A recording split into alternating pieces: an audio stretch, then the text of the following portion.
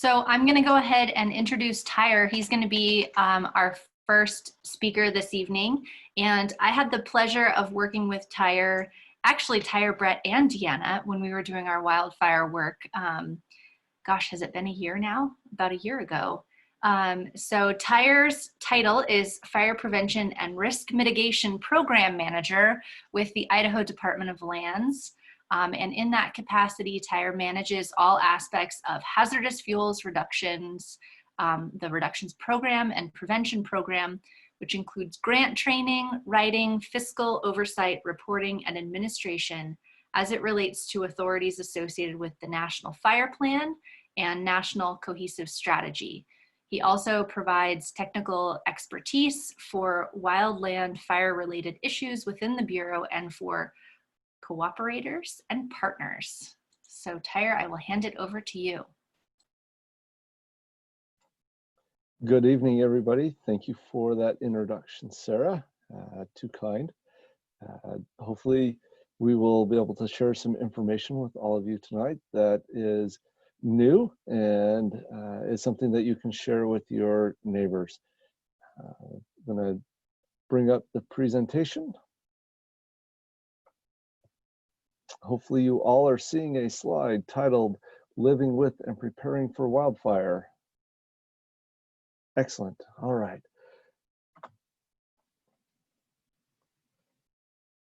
So I want to start off with some basic background on fire and why we actually have fire that occurs. The fire triangle here requires three pieces to it: oxygen, heat, and fuel. And oxygen is something that we can't control because it is all around us. Neither can we control oftentimes the heat source either, because it comes in the form of lightning, unless it is a human behavior, as we just learned about. But it is fuel that is the element within this triangle that we have the greatest control over as it relates to preparing our homes and our properties and our neighborhoods and our communities for wildfire. So that is the effort to reduce vegetation, to decrease the damage that comes with wildfire. So when we put heat, oxygen, and fuel together, we get ignition. So moving from upper left in the slides, you can see I took a picture of smoke hanging in the air to give us an idea of oxygen. I have a heat source there in the form of lightning. We have fuel with the home in the bottom there, which indeed is part of the fuel element, not just the grass and the trees, but the home as well.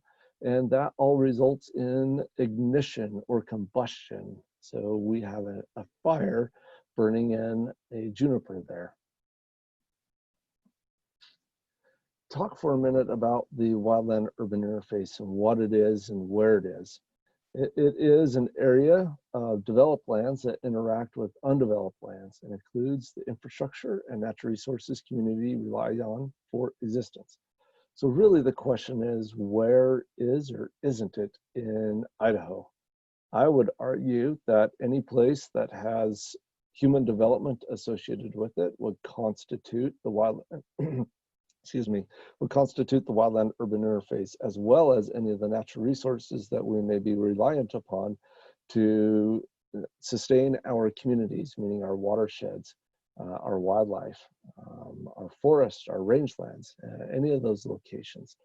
So any place that could potentially create an impact to you, your neighbors, your neighborhood, your community would be an area that we could potentially call the wildland urban interface.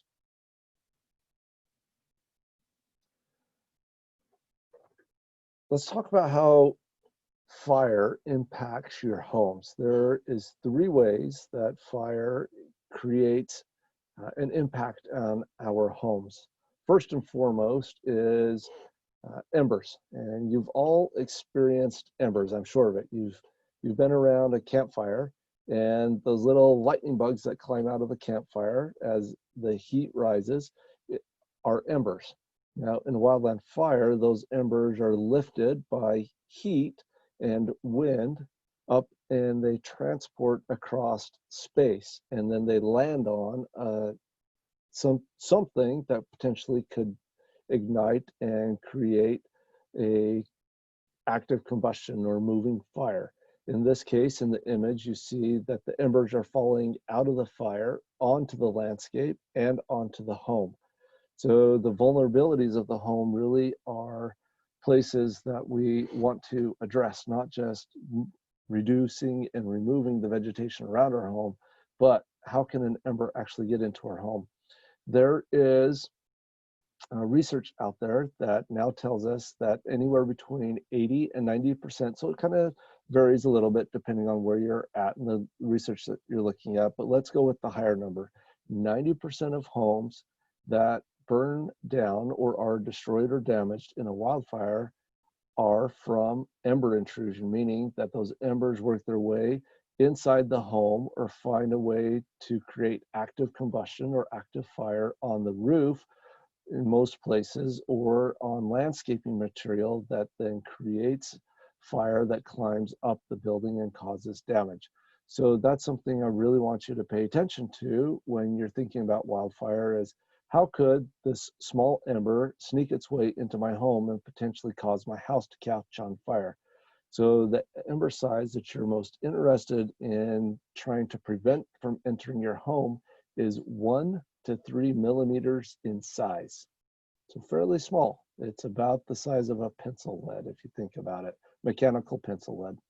So the other way that most of us often think that fire impacts our home is through that direct flame. It's burning through the landscape and it touches our home, and we call that direct flame impingement.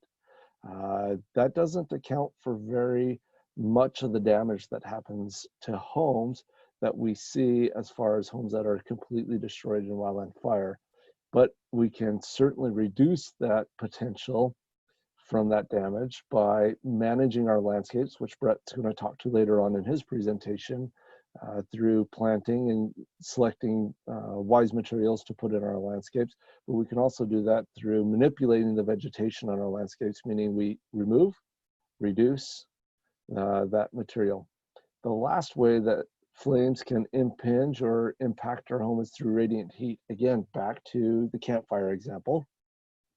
You've all stood next to a campfire or sat next to it and felt that heat on your knees or your backside to warm you up. And that's a pleasant thing.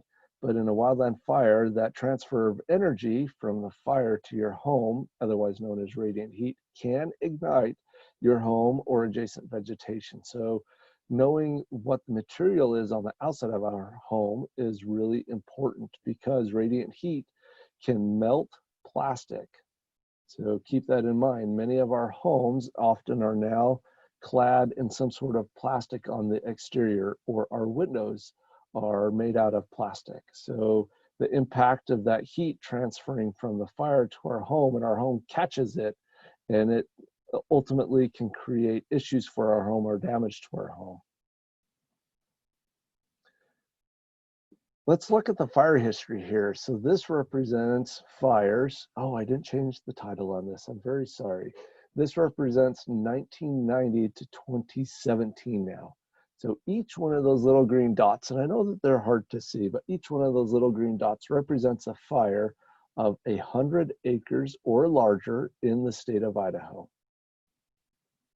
What this does not account for are the tens and hundreds of thousands of fires that have occurred in that same time frame that are a quarter acre in size or less. Each one of those quarter acre fires certainly had the potential to grow into something much larger. They just had somebody that responded to it, or the site conditions didn't allow for that fire to grow. So, is a fire possible in your neighborhood? I would argue that every neighborhood in Idaho potentially has some probability of a fire that could impact it at some scale. Hopefully not for any of you. Here's a simple model that represents wildland fire probability damage in Idaho. So most of you are likely in the greater Boise area. If you can find Ada County on that map, if you'll look into the southeast corner, you'll be able to see Ada County there. And there's a lot of red in that particular county. And this just represents trees primarily, because this model is used to identify the probability of damage associated with wildfire where forests specifically occur. If we change this model to a different variable for grass or brush, it would be a much different representation. Really what I want to get across to all of you is that there's no place in the state of Idaho that doesn't have some probability of damage associated with wildfire. So to help you understand this a little better, cooler colors represent lower probability and warmer colors represent higher probability of damage. So red being the place where the most damage is going to happen if a wildfire is to occur there, and blue is the lowest probability of damage associated with a wildfire event. Specifically, again, reminding you that this is in relationship to forests within the state of Idaho. There are 3 zones that we typically like to present to homeowners as we talk about how to prepare your structure and your property for wildfire. We have the near zone, which is not represented on here, but I want to talk about it. It is that area that is within 3 feet of your home. This is the area that you want to create the most non-combustible area that you possibly can around your home. Green grass, you have vegetation that is well watered in this area. You could have a rock mulch in here. So things that basically are non-combustible. This is also the area that we talk about where your fence or your deck may be attached to your home, and how do we manage the impacts associated with these wood structures typically that are attached to our homes. So here's a rule of thumb. If it's attached to your home, it's considered part of your home. And we can create separation in those attachments by simply sliding in some metal in between the structure and that attachment location to our homes. That will prevent that fire most likely from traveling from that structure to your home. Again, these are all steps that one can take to reduce the damage to your home. So in that immediate zone now, we have a space that is well managed, well manicured, much like the intermediate zone. So this is a space that's 30 feet or so from your house. So typically for most of us, that's our lawn, our garden, our ornamental trees or shrubs. It's probably where our garage or sheds are located, our playground type of equipment. So typically speaking, this is the area that we want to reduce the amount of vegetation in, because we want to keep those flames from being able to reach our home. So the whole idea in this zone is to reduce the overall height of the flames that could potentially get to our home. So keeping the vegetation small or low to the ground. And then beyond that zone, or in the extended zone, these are the unmanaged areas, or they may have some management associated with them. So this zone is an area that if we are living in a forested type or range type system, this is probably where we look out our back door and we see a wall of trees or an expanse of sagebrush at our back doors. These are the areas that could really bring fire into our landscape. So what is it that we can do in there? We can reduce some of the vegetation in there so that we can control the effects of that fire as it moves across the landscape and into our neighborhoods and into our homes. So let's talk a little bit about how we go about reducing that material on our landscape. Again, another rule of thumb, there's a magic number in the fire world, and it is 3. Whatever the height of the vegetation is, if you multiply that by 3, is approximately what the flame length will be. So if I have a 100-foot tall tree and it ignites or catches on fire, the expected flames could be, under the right conditions, 300 feet tall. It's pretty incredible if you think about it. So what can we do? We want to reduce the potential for that fire to get into these larger vegetative communities on our landscape. So we're looking for the separation of 3. So that, again, the multiplier of 3 comes into play here. Whatever the height of the vegetation is, multiply it by 3. So if I have a 1 foot tall bush, the flames could potentially be 3 feet tall. So I need to lift everything that's around it approximately 3 feet to keep it. Really, the best thing that we can do is create a separation that we can all walk under. That's the best practice that we can think of. 1/3 the height of a tree, or we should be able to walk underneath it without bonking our heads. So approximately 6 to 7 feet tall, okay? So ladder fuels are those ways that fire moves from the ground to the next thing of vegetation, to the next thing of vegetation, and it continues to climb up and gets into the tops of the bigger trees. So that's why we call it a ladder.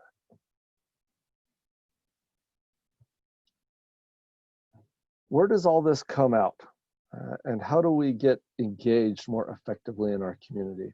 There's a document known as the County Wildfire Protection Plan. Each county in Idaho has a county wildfire protection plan. They've all been written, and many of them have been updated since their original authoring.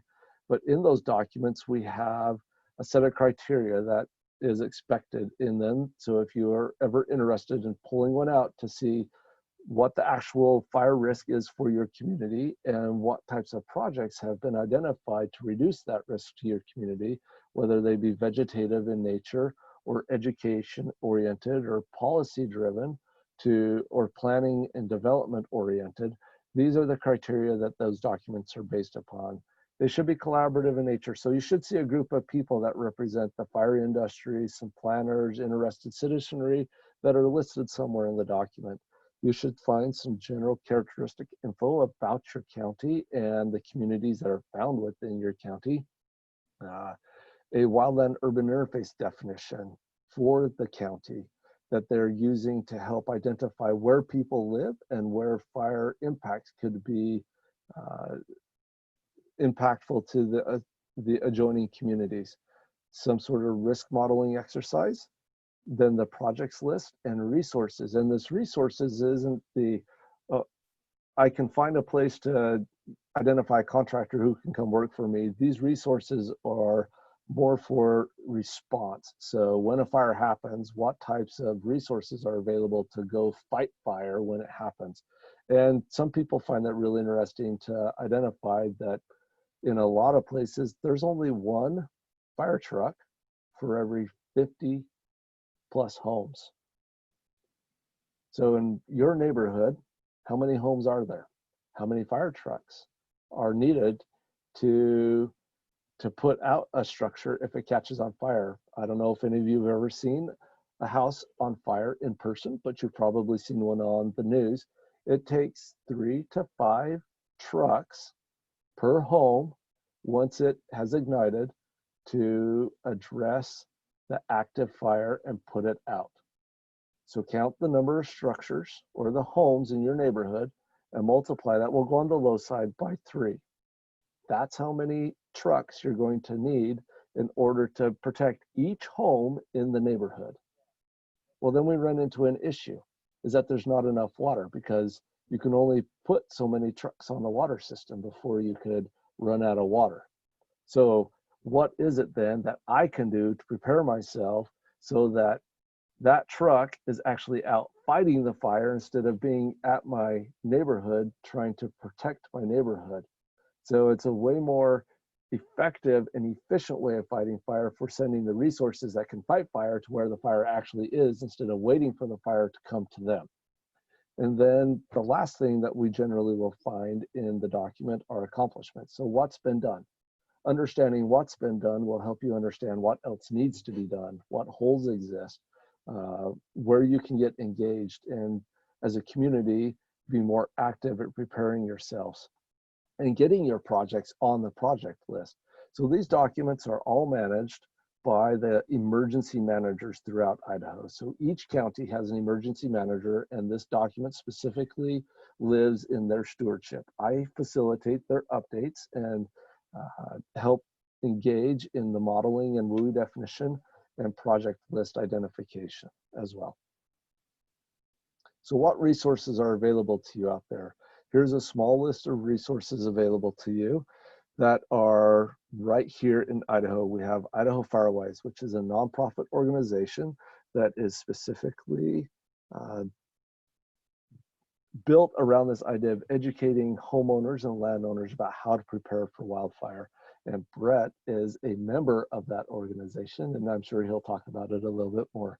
We also have Idaho Fire Info, which is a interagency governmental website on fire information. So if you're curious about what kind of fires are occurring in the world or what some of our agency partners are doing as it relates to activities to manage fire and to manage landscapes through cutting and piling or chipping or prescribed fire, that's a place to go find it.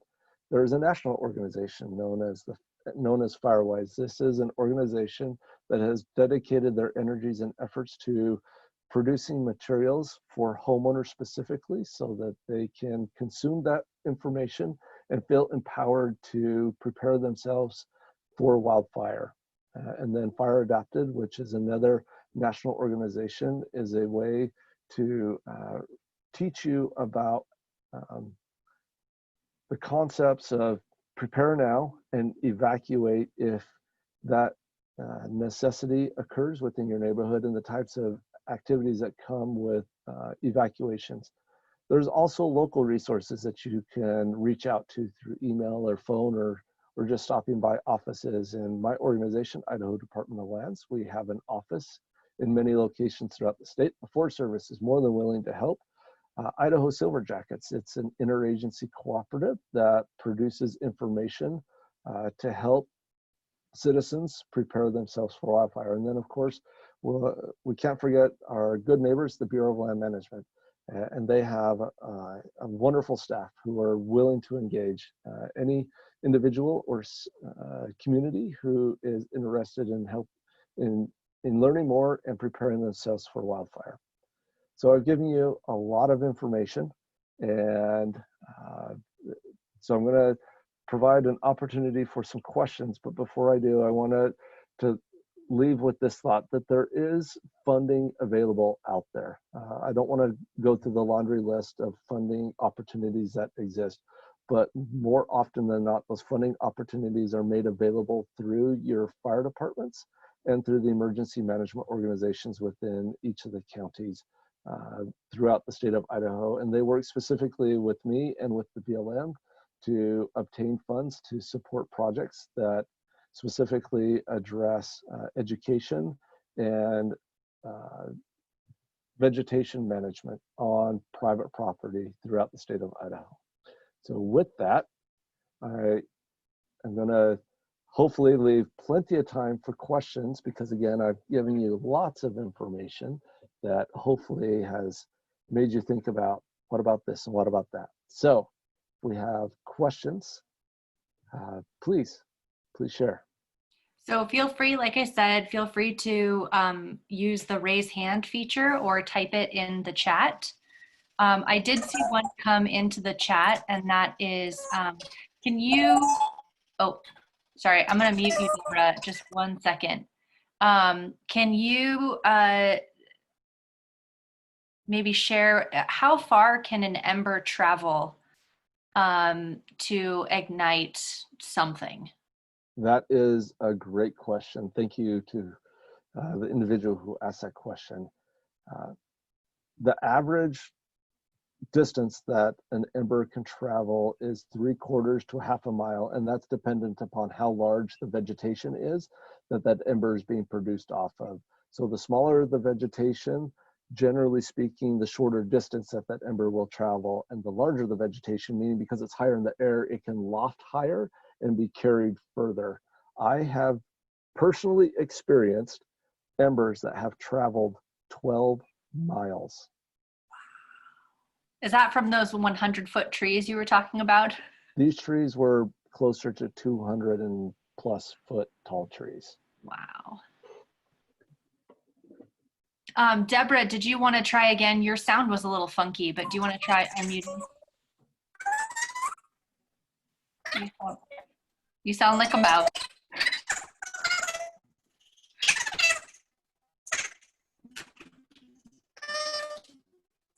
Why don't you try Why don't you try typing it? Yeah, Yep. perfect. Okay, while Deborah's typing in her question, does anyone else have a question they'd like to ask? And I've just thrown up my contact info. It's not that we're done with questions. I just want that to be up there so people can see it if you have any follow-up that you'd like. This is Emily. I was recently up at Kirkham Hot Springs, and there was a display there that showed exactly what you're talking about, and some fires that happened in the past with embers that went a long ways to ignite the forest, and I thought that was extremely interesting. Thank you for sharing.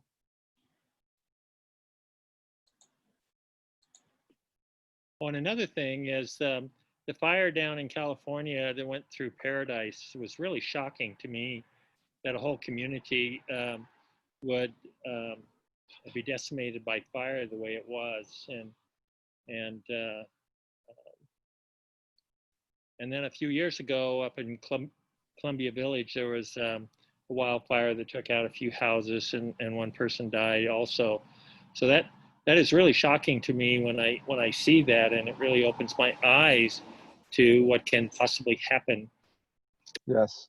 When the vegetation and the local geography and the weather all align together, we call it the perfect Swiss cheese model, meaning we can see through the Swiss cheese.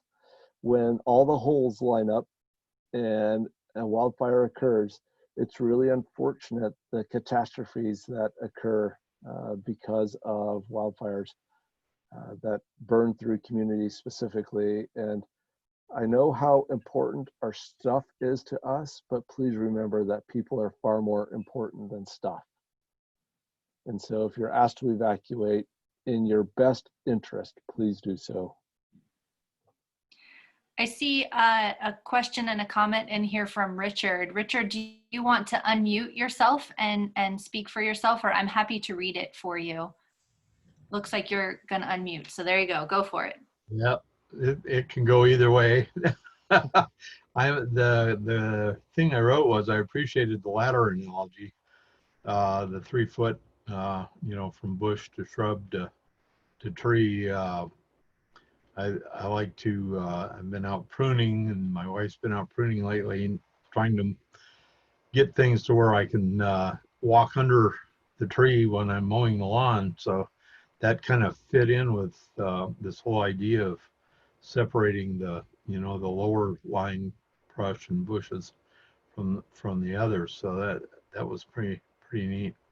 I am in North Idaho. I'm in Coeur d'Alene. I'm on about a half acre lot with lots of really old ponderosa and then other ornamental trees and plants. So I'm wondering, how, you know, when I answered the questionnaire, I said I'm kind of semi afraid of wildfire, but it's not real close. But Canfield Mountain's only a couple of blocks away. So what is the incidence of spreading? And I think you answered a little bit in terms of how far, you know, embers travel, but if there's anything I can do within the city that is going to be significant other than helping to just keep those barriers between the house and combustible material. Yep. So great question. The best thing that you can do in an urban center is reduce those locations where embers can intrude into your home. And by the way, I'm in Coeur d'Alene too, so we're not too far from each other. Great. Yep, yep. What we really want to avoid with wildfires is what are now being known as urban conflagrations. So that's when a structure ignites, and then it ignites another structure, and it ignites another structure and another. And it's not the vegetation that's causing the structures to burn, it's structure to structure ignition, and that's known as an urban conflagration. And we've seen that on the news over the last unfortunate several years now, specifically out of California. So anything that we can do to keep our own house from catching on fire from embers so that we can protect our neighbors, and then encouraging our neighbors to do likewise because it affords us a level of protection as well. Thank you. You're welcome. So it looks like Deborah was able to type her question in, so I'll read it for her. So she said, when houses are built in Boise, close to the foothills, are there zoning laws on how to people plant their yards? There are. The city of Boise specifically has a planning and zoning code that addresses wildland fire risk now, which has not always been the case. The difficulty is compliance, is how do you manage compliance? Because once somebody is in their home, it's not as if the city is willing, for a variety of reasons, to pull your occupancy permit because you're not managing your landscape appropriately per the zoning and codes that exist. So we do the best we can with education and try and encourage people to be good residents of the wildland fire environment. And my bet is, Sarah, that we might need to move to Brett. Yes, that was what I was just going to say. I shall On stop sharing. So I'm sure that we have more questions to go over, and I love the questions, but I want to make sure we give ample time to our next two presenters. So I'll go ahead and introduce Brett. Brett, can you unmute and tell me, how do you pronounce your last name? I'm Brett Van Paepeghem. Okay, thank you. Okay, so Brett is a, I'm gonna read his bio for you all. Brett is a 4th generation Idaho native. He holds an associate's degree in horticulture and a bachelor's in biology with a specialization in botany and ecology from Boise State University. Brett has worked for the U.S. Forest Service and Bureau of Land Management, and in June 2014 joined Idaho Firewise, like Tyre mentioned, as the Southern Idaho Project Manager, where he manages the BLM, CWI, and IBG Firewise Garden, and has collaborated with various agencies on the development of several new Firewise Demo Landscapes throughout Southern Idaho. So with that, welcome Brett, and I'll let you take over. Okay, well, thanks, Sarah. Thank you for having me on here. And that bio, I haven't heard that one for a while. That's a rather lengthy one there. So it leaves me not much else to say about myself. I guess I'll just get into my presentation. A big part of, well, I can talk a little bit more about Idaho Firewise. As Tyre mentioned, that we're a nonprofit organization that collaborates with all of the federal, state, and local fire entities to educate Idahoans and our visitors to learn to live more safely with wildfire. And a primary part of my job, especially this year, has been managing our Firewise demonstration garden that's immediately adjacent to the Idaho Botanical Gardens. So we've got kind of a lot of different partnerships going on there, though it's primarily managed by Idaho Firewise now. We've worked with the Botanical Garden and the CWI Horticulture Program, anybody and everybody we can to participate in understanding what we're doing. And so I'm going to share my screen here. And okay, so there we have Smokey Bear visiting us. So we used to have a lot of Smokey Bear visits out at the Botanical Garden. I don't see your screen. Pardon? I don't see your screen. Maybe try again. You don't? Nope. I hit share my screen. Yep. And then it should have you select which screen you want to share. Oh, okay. I need to select that one. Perfect. And share. And there we go. so now it's working. I jumped the gun there, I guess. You can all see it now? Okay. All right. So this is the shot I was talking about here with Smokey visiting us there at the garden. And I'll jump into another map that kind of shows a little bit different picture than what Tyre was showing, was related to more of the forest fire. And this one it's a little bit dated, but it still really shows us that from wildland fire from the sagebrush steppe ecosystem, that Southern Idaho is really a very, very intense hotspot in the country for the sagebrush steppe type wildfire. So a little bit different perspective than from the forest fire, but it really should show us those, particularly here in Ada County and Southern Idaho, that it's not just about the forest fires that we should be concerned about. We need to worry about the rangeland fires as well. I visit with people quite frequently that live here in the Treasure Valley and have maybe a cabin in McCall or Sun Valley, and they are inclined to feel that the fire problem is up there in McCall and not necessarily down here in the Treasure Valley. But this map shows that we sure do have a significant fire issue surrounding the Treasure Valley. We're surrounded by sagebrush and highly flammable fuels.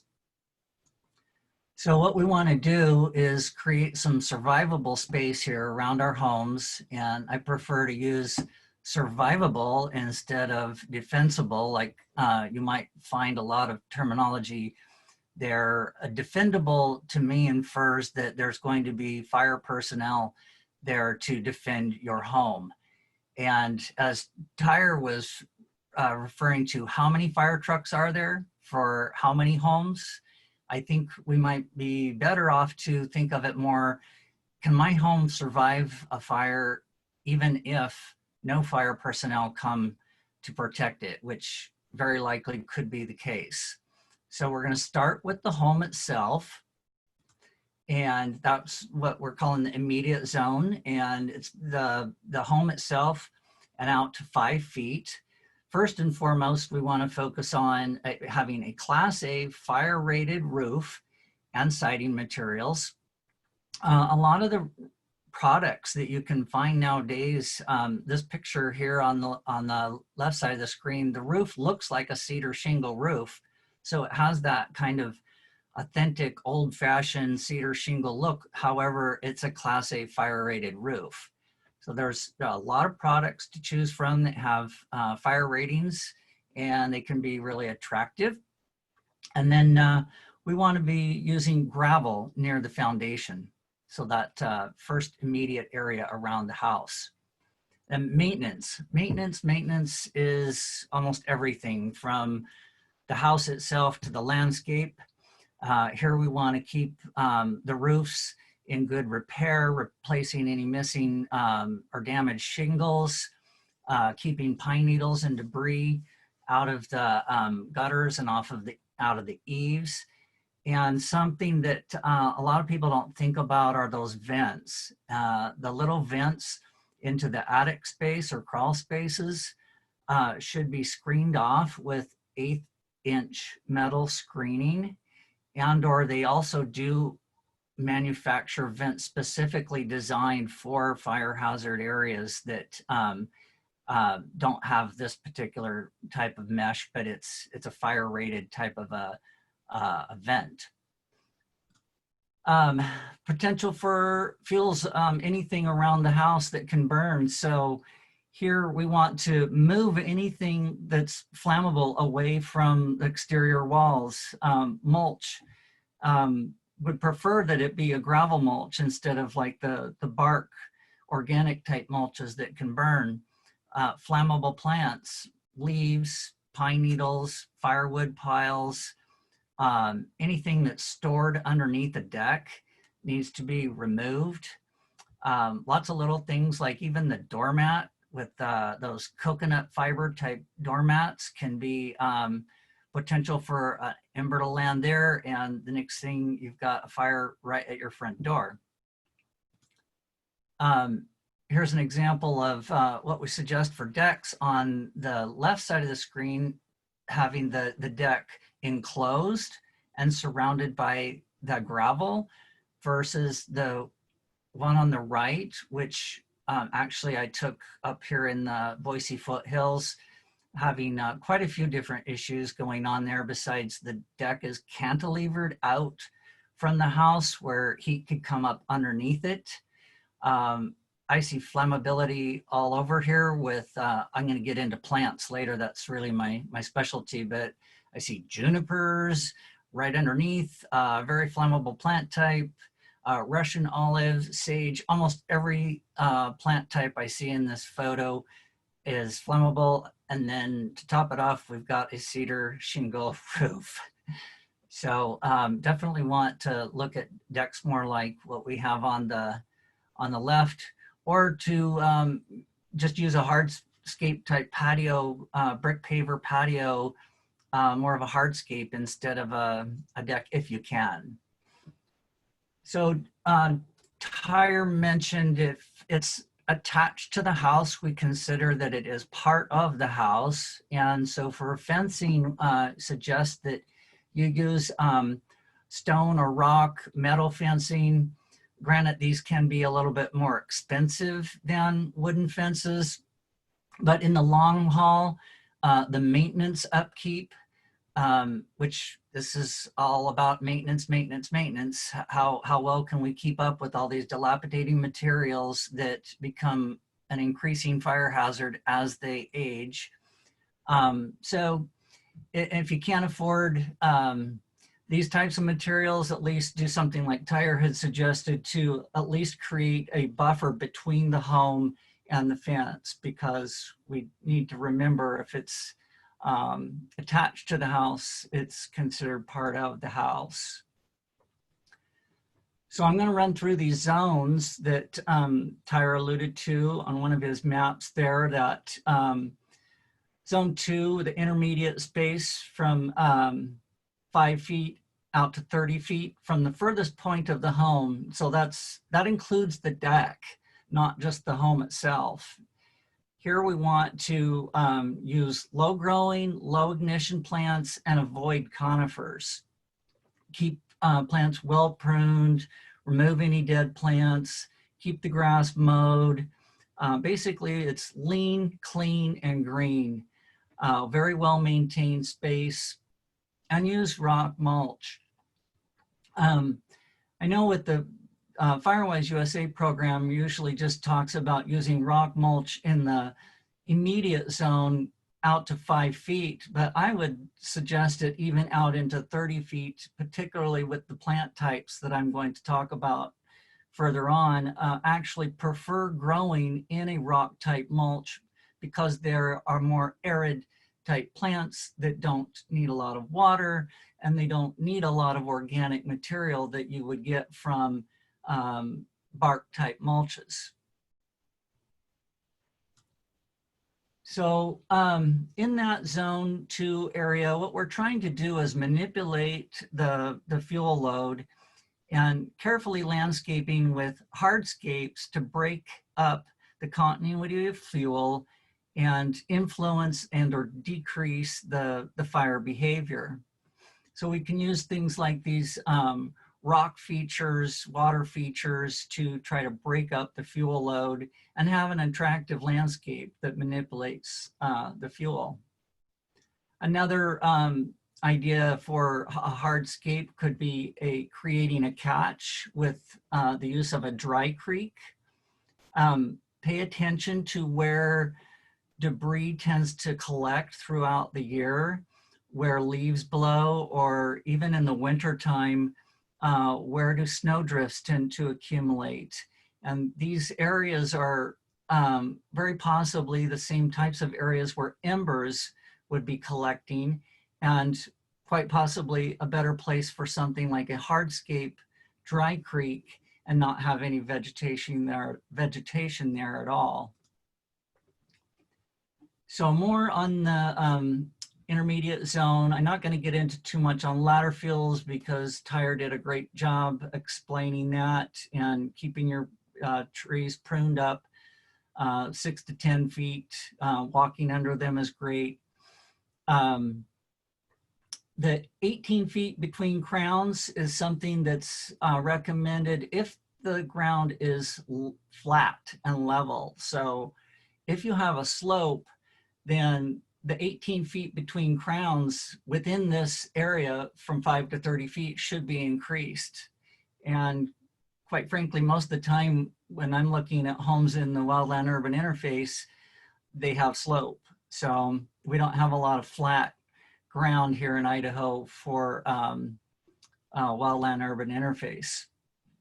So here we want to, you know, plant in clusters and break up the continuity of fuel. So the extended zone tree from 30 feet out to 200, we want to dispose of heavy accumulations of ground litter and debris and remove vegetation from outbuildings, keep any dead plants out. The goal here is not to eliminate fire, but to interrupt the fire's path and keep the flames smaller and on the ground. So it's okay to have some of the native vegetation in this area. We've got, for example, sagebrush, which is a highly flammable plant in our demonstration garden that's in this zone, but we only will keep the ones that are the most healthy and thin out anything that is not as healthy.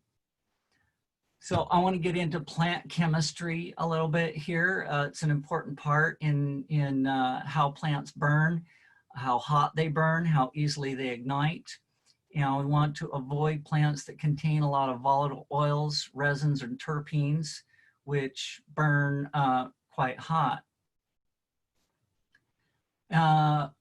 My research I did with the Bureau of Land Management on plant flammability, we started out with natives and tried to draw from natives as much as possible. So we have a lot of great native choices. However, having a native landscape does not necessarily mean we have a landscape that is appropriate for creating a safe space around our home. Sagebrush, bitterbrush, western juniper, curl-leaf mountain mahogany, yarrow, Apache plume, fernbush and pine, all highly flammable native plants, and any of your large statured native grasses. So grasses. I have a little bit of a peeve with this one here in the landscape industry that I work with quite closely, that these are very popular in the landscape industry right now. I see them as like bell bottoms back in the 70s. It's a fad that just happens to be popular at the moment, and I can't wait for it to go away. These ornamental grasses are cheap and easy to grow. That's why the industry is pushing them so. But when you're living in the wildland urban interface, it is fine fuel that ignites really easily. Doesn't burn all that hot and long, but it's something that's gonna ignite easily and carry the fire onto, in this example, maybe the fence right behind it, and then the fence leads to the house. Another very popular, very xeric plant that's being utilized a lot right now is Russian sage. Again, it is very xeric, and I think sometimes I hear a lot of people being confused about, oh, if I have a xeric landscape, I'm good to go with wildfire. Not necessarily true. Although we do utilize xeric plants as much as possible, but we have to pay close attention to the chemistry. And so this is an oily plant that can burn very hot. A replacement for that, Walker's low catmint, it's got a very similar look to it, and yet it doesn't have quite the flammable chemicals in it that the Russian sage does. This is a long time bloomer. It'll repeat bloom if you deadhead it. Attracts wildlife, bees and butterflies love this plant. So I think it's a beautiful replacement for that oh so flammable Russian sage. One of the chemicals we look for in plants is saponin. It's naturally occurring compound in some plants. Saponin is like a soap, And this is a photo of me here washing my hands with the leaves of Philadelphus louisii, which is our state flower. So many like to call syringa. That's a funny one for me because syringa is a botanical name for a common lilac. So I do like our state flower quite a bit though. Kind of prefer to call it mock orange instead of syringa since there's not a mix up on the botany there. But our state flower really kind of likes it up there where this photo shows on the Payette River corridor in a little bit cooler environment than down here in the Treasure Valley. We have this in our demo garden, but I have to prune it quite a bit because it gets quite large. It also does stress out quite a bit in the later part of the summer. It's just a little too hot and dry down here. So cultivars of that same plant that are much more appropriate for particularly down here in the Treasure Valley and or I would argue anywhere else, even maybe in Sun Valley or McCall. This genus is cold hardy to places like Sun Valley and McCall, but the cultivar Buckley's quill I'm showing here is more of a dwarf that only gets 3 to 5 feet tall instead of the straight species native that gets 15 feet tall and 20 feet wide in the right conditions. So there are lots of cultivars of natives that can be even better choices than some of our natives. I like to think of these cultivars as a plant that's coming with a resume. Our native plants, a lot of them are great, but they can be very irregular, and these cultivars have been hybridized to be more consistent in size and behavior. I'll get into a few more cultivars later, but continue now with more on plants that contain saponins, the soap. Dianthus, here's a fire witch dianthus, very nice low growing perennial. And then you can see that Walker's Low catmint behind it. And notice maybe too that we have rock mulch around all of the whole garden area is all in rock mulch, and our plants thrive in it. Sweet pea is another one that is from the Fabaceae family that contains saponin. Some natives that are from this same family are astragalus, Saponaria osmodes. It's right there in the botanical name that this plant contains soap, and it's a very nice low growing ground cover. So if you can't tell, I'm liking my plants that are low growing. So that's reducing the height for potential flame length, lower flammability based on the chemicals, and how well they perform through the hottest part of the summer. More chemicals to consider: pectin. Any of your fruiting trees, like your apples, just any kind of fruiting tree, any fruit is got the pectin in it that is going to decrease flammability and could be great choices. The strawberries, another one. And here's our native snowberry, and it also contains both saponin and pectin. So a nice size shrub that I hardly ever prune on the one that we have in our Firewise demo, and it's maintained a really nice size, about 4 feet to 5 feet tall and wide with very little pruning. Notice I said very little pruning. I really like to promote the plants that I don't have to do a lot of pruning on because again, it's maintenance, maintenance, maintenance. If we don't keep up with the landscape or the home, it can become a fire hazard. And so we want to try to choose materials that aren't going to require so much maintenance, or plants that are easier to keep up. Here's a native elderberry. high moisture content. The leaves are really supple and succulent throughout the hot of the summer. However, when these plants get older, they can start getting a lot of decadent wood in there, and I suggest pruning them down to almost to the ground, about 18 inches maybe, and they love it. They'll grow right back with all fleshy, fresh, new stems and branches that are higher in moisture content, not going to burn as easily. Then the kind of no-brainer in my mind is plants that just simply have a high moisture content. And the first one I'm showing here on the left, the Angelina stonecrop, that genus sedum is probably my favorite genus for Firewise plants. There are literally hundreds of different species of sedums that are these very succulent, fleshy plants that are extremely drought tolerant and but yet contain a lot of water. So great choices there. Year-round color. Here is an evergreen actually that stays green all year, but is not necessarily like your coniferous evergreens that are so highly flammable.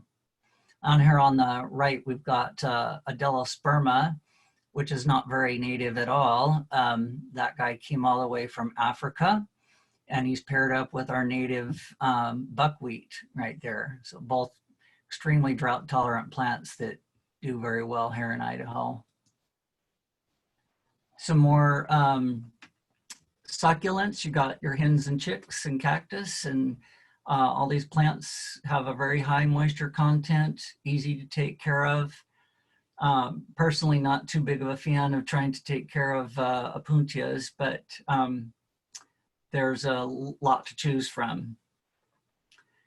I'm going to talk a little bit more about some cultivars of our natives, and we do like to use the natives as much as possible. However, cultivars can be a better choice.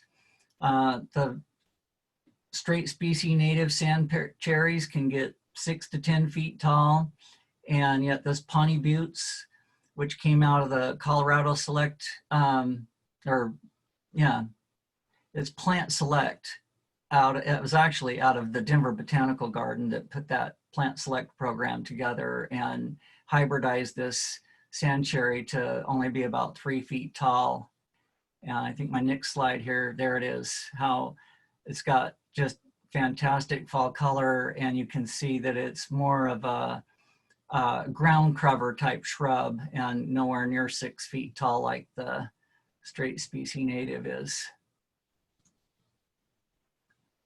So our oak leaf sumac that's native is once again quite a large shrub, and it's very tough, drought tolerant shrub, but because they get so large, really like to utilize these cultivars like the autumn amber sumac, which grows almost more like a carpet, and the Grollo sumac, which is only about 3 or 4 feet tall. And here on this hillside, I am growing the autumn amber sumac as a ground cover on a steep slope. This is a great plant for slope stabilization. If there's any erosion concerns, people might rip out some of those carpet junipers and put this in place on a steep slope to be a bank stabilization. Here in the foreground, in the more orange color, you can see that is a native hawthorn. They do get a little bit larger, around the 15-foot range, and so I would suggest this is more of a zone 3 planting. In this particular photo here, you're looking at the back of our garden that is that extended zone, 60 to 100 feet away from the home.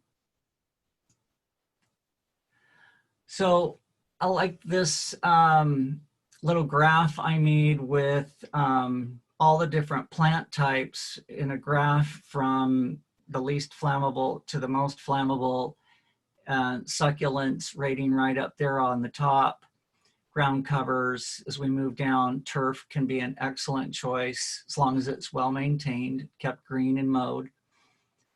Vines and annuals, as we go up, notice that grasses are right up there with conifers on the highly flammable. And so big difference between turf and grasses when they're just the native larger statured grasses, or these ornamentals that are so popular now. Granted, they're not going to burn as hot as a conifer, but they sure ignite easily. So that's all I have on my presentation. I didn't talk very much at all about Firewise communities. It was just brought up a few minutes before the meeting. I focus so much on plant types and whatnot, but I'll say that quite often I'm focusing on neighbor to neighbor, individual at a time, working with people on what you can do on your property to take care of yourself. And quite often our neighborhoods are getting so much smaller and smaller properties that there isn't enough room on one property to create these zones that we've talked about. And so then it becomes an issue where you do have to start working with your neighbors. And that's what the Firewise USA's communities is all about. Program to help neighbors work together to help create a safer environment. And it, I'm gonna stop, I think, and ask for any questions. You prompted so many questions right off the get-go there, Brett. You know, I'm not surprised at that. I'm so used to doing these presentations and getting interrupted. Right? Yes. Interrupted many, many times throughout the presentation.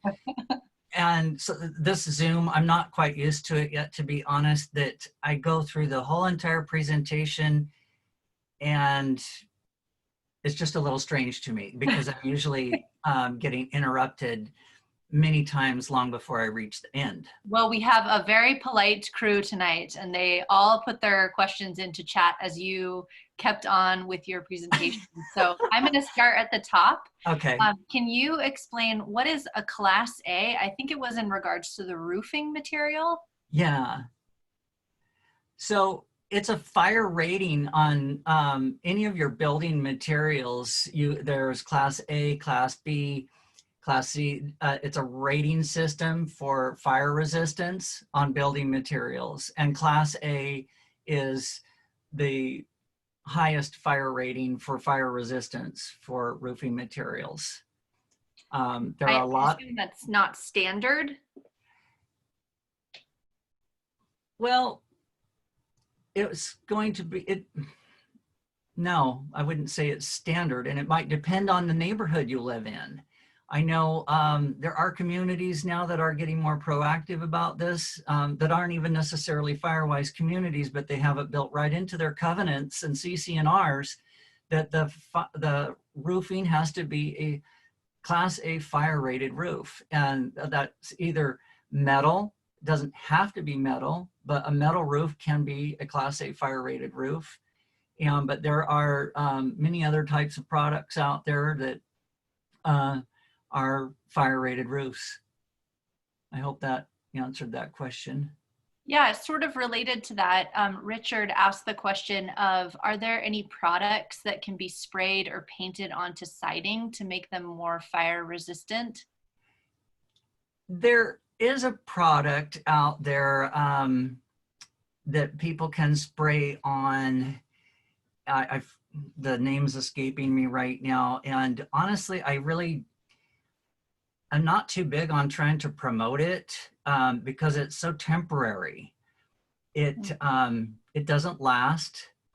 And I feel that it gives people a false sense of security that there are, I guess it could be one tool in the toolbox, but personally, I would rather see people just leave and evacuate and concentrate on evacuating and getting out of there than hanging around spraying a chemical on their house. The chemicals I'm aware of don't last long enough for people to do that, and we really don't want to see people hanging around trying to spray products on their home at the last second when they should be leaving. So there's not a product that would be like a particular type. Okay, gotcha. Not long lasting. Okay. It looks like Deborah asked the question of, for gravel around that, immediately around the house, how wide should that be? Well, it's recommended 3 to 5 feet.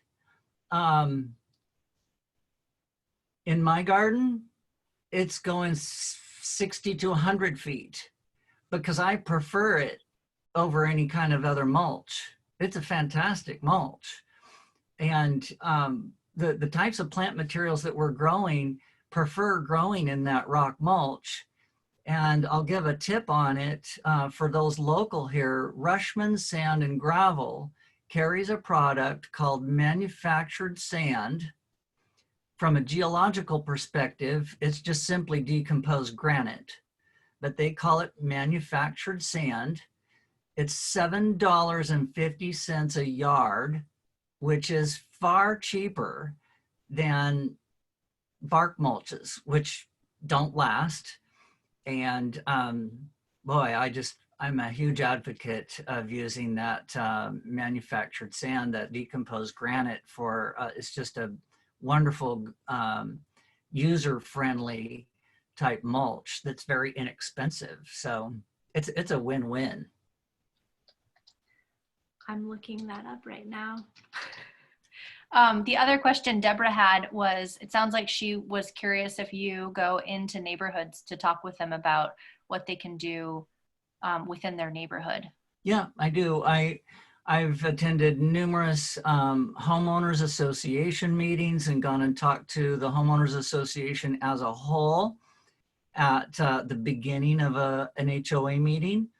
And that's usually how I want to do it. I'll be there the very first one to talk, and then I want to leave. I don't want to get caught up in the other politics of the HOA meeting. So I've done quite a bit of that. And I also do them just on a one-on-one. One particular person calls me up, wants me to come do a property assessment, look at their house, look at their property. And I love those one-on-ones. I develop relationships with some of them that are for years. I just had one with a person up here in Boise foothills, large property, 1.5 acres in the lower foothills. And I mean, she's going to be working on that for years. It's not something she can just fix in this year. It's going to take her a lot of time. So I see an ongoing relationship with her where she's coming out to visit me at my demonstration garden, looking at the types of plants we've got there, how some of those might be able to be utilized back on her property. And so I do both, where I'm going to their home, and then I also try to get them to come out to my demonstration garden, because we do have over 450 different species in there. There's a lot to choose from, and we can try to figure out how to utilize them on their property. And for our attendees that might be in the northern part of the state, are there demo gardens up north, or is there a Brett equivalent type person up north? Ouch.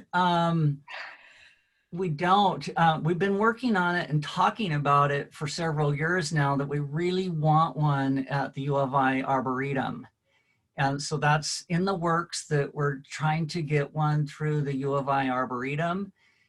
And that's just all the further we're at with it at this point. But I feel like we've saturated the southern part of the state fairly well with my home site there at the Botanical Garden. And then we've done, about 12 others with fire stations and Eagle City Parks, and I've partnered up with several different entities on them. And I've had them bite me if they're not being well maintained, then they become just a thorn in my side. And so I'm reluctant to do any more demonstration partnerships until they can figure out that it's going to be a long-term obligation to take care of it, or it's not carrying the message that we need it to carry. And it looks like Richard has his hand up. Do you want to go ahead and unmute, Richard? Yes, I just wanted to mention briefly that the Kootenai Environmental Alliance has got a wonderful demonstration garden not too many blocks from where I live. I don't know that they focus necessarily on, Firewise concepts, but I think it would be a very good program to try and coordinate with. Is that the same one that Tyre just put in the chat, Kootenai Fire and Rescue, or is that a different one? Well, that's Kootenai Fire and Rescue, so that's different. Okay. So it sounds like there might be two up there. Well, any other questions before we transition to our final presenter, which is Deanna? Okay, well then I will go ahead and let Deanna introduce herself, although I'm pretty sure you all know her, but maybe not. Deanna is Program Coordinator at Idaho Smart Growth. And go ahead and take it over, Deanna.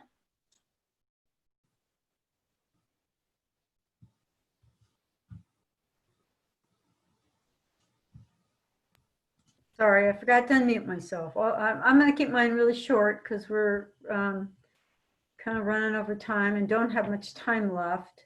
I do have a quick PowerPoint and I'll probably really zoom through it. But before we do that, I'm going to talk a little bit about from the smart growth side and what we learned from our year working with Tyre on this project and the various roles that we all have to play in this. But Sarah, we have one more poll question. Could you pop that up?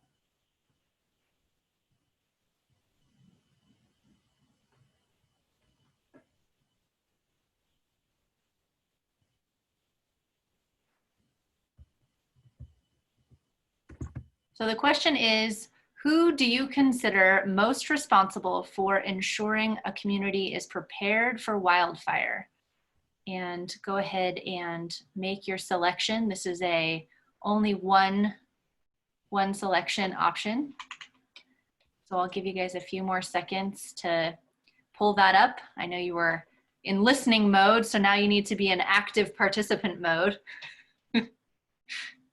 And while you're doing that, I'd love to, if people want to, anybody wants to comment on, if they have learned things from Brett and or Tyre that would cause them to change their initial responses to any of the first two questions. So the majority of you selected individual property owners and just a couple of you selected communities as a whole.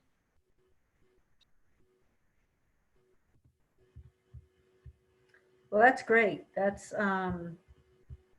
far more exceptional than many communities. So I'm just realizing now that my slideshow is down, so I've got to get back to it. Here we go.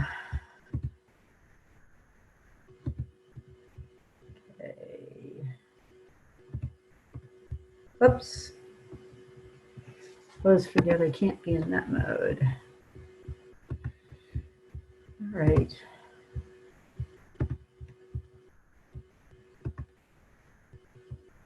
Can people see that?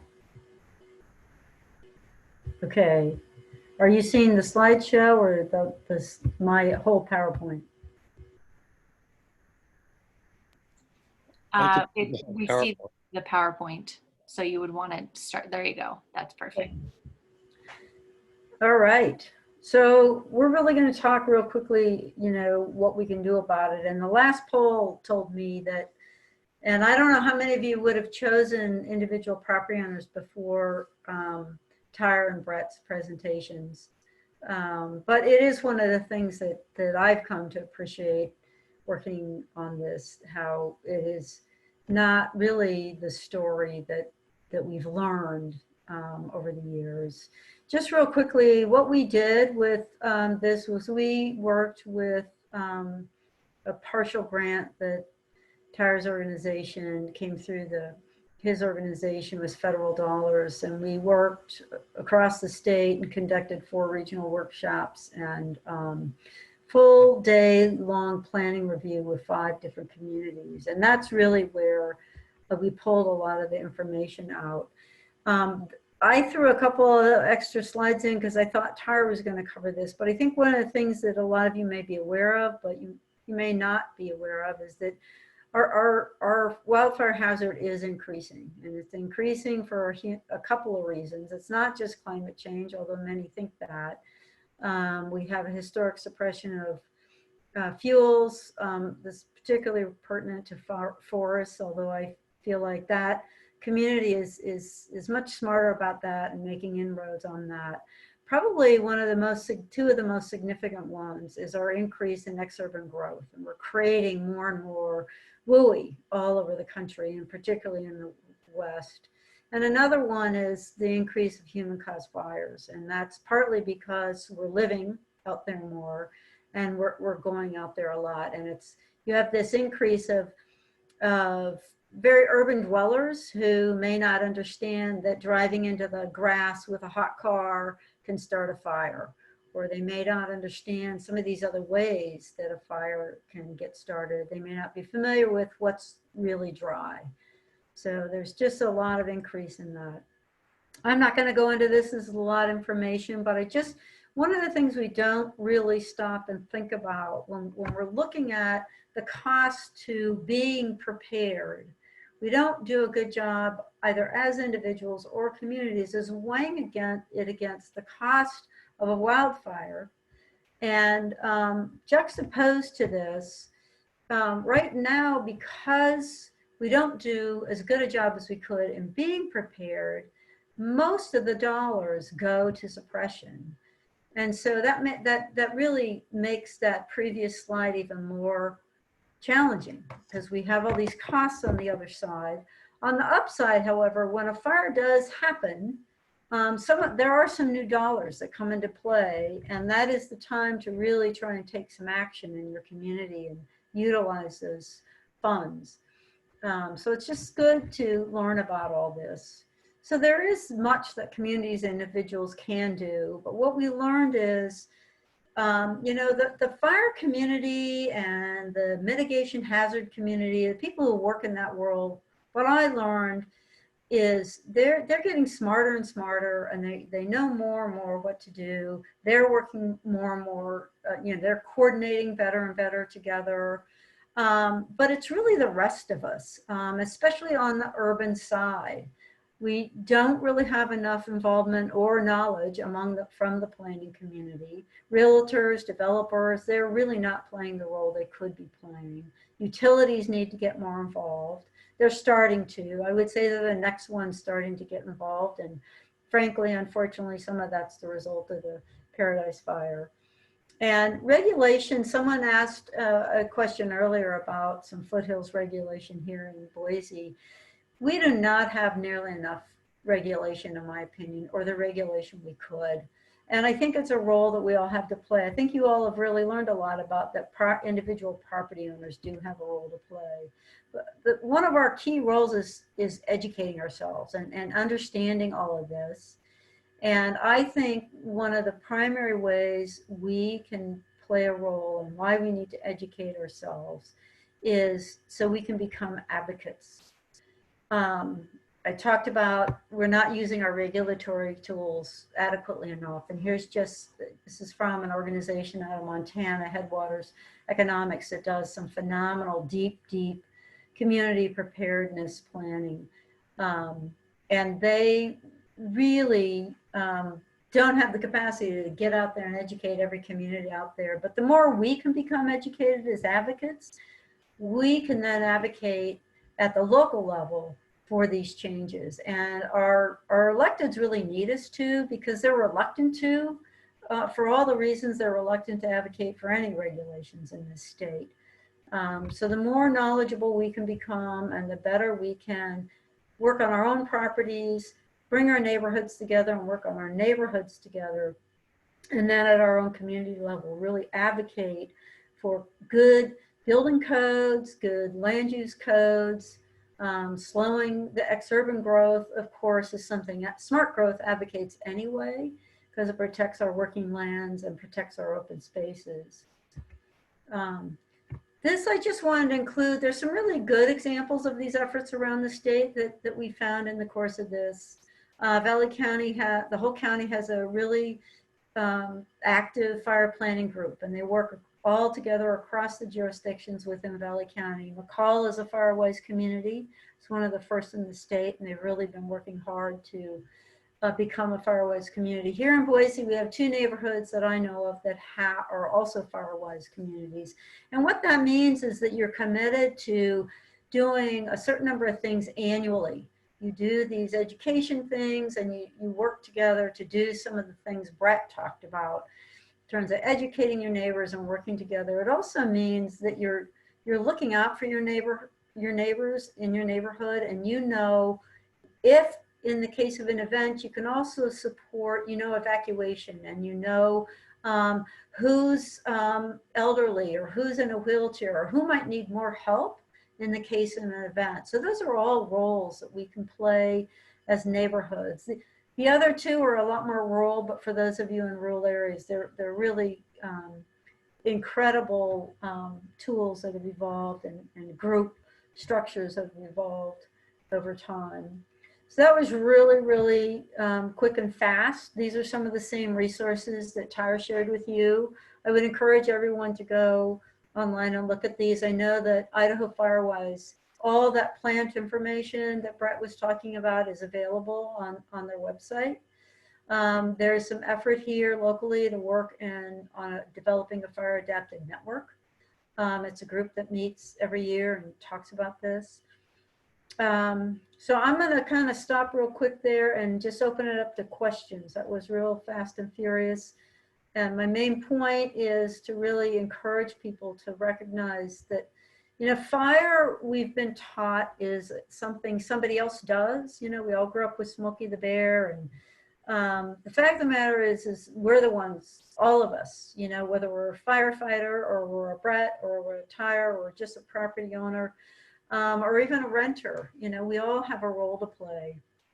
And the other thing I really learned, and I love this, I'm going to share a quick story from one of the people I met and worked with in Owyhee County, because that was one of the communities we did an all-day planning, and individual who works for the BLM, I won't say his name, but he came and spent the whole day there with the community, and he's done a lot of work there. And one of the things he described, and to me it was a great story that really explained our roles as individuals, as property owners within a community. He said, when we're fighting a fire and we come across a structure or some structures or something else that's basically development or a built environment, maybe it's a bridge, any of those things that Tyre talked about that we're dependent upon, somebody's horses or somebody's agricultural cropland. He says the first thing we have to do is stop and assess what Brett talked about is it survivable? They can look at that environment and decide if it's survivable or not. And if it's survivable, they'll just keep fighting the fire. If it's not survivable, what it means they have to do is stop fighting the fire to protect whatever that property is. And to me, it's just so telling. It's our job to help the firefighters be able to arrive wherever it is they're arriving and go, oh, we can keep fighting the fire. Because if they stop fighting the fire gets bigger, it goes further, it just becomes more destructive. And that's the piece they can't control. They can't control what that facility is or what that development is when they arrive. They only know that they have an obligation to protect it. But if they can assess and say, no, it'll survive, it's okay, then it really helps all of us. And it brings down those overall costs that I talked about in that quick slide earlier on. So we'll close on that note.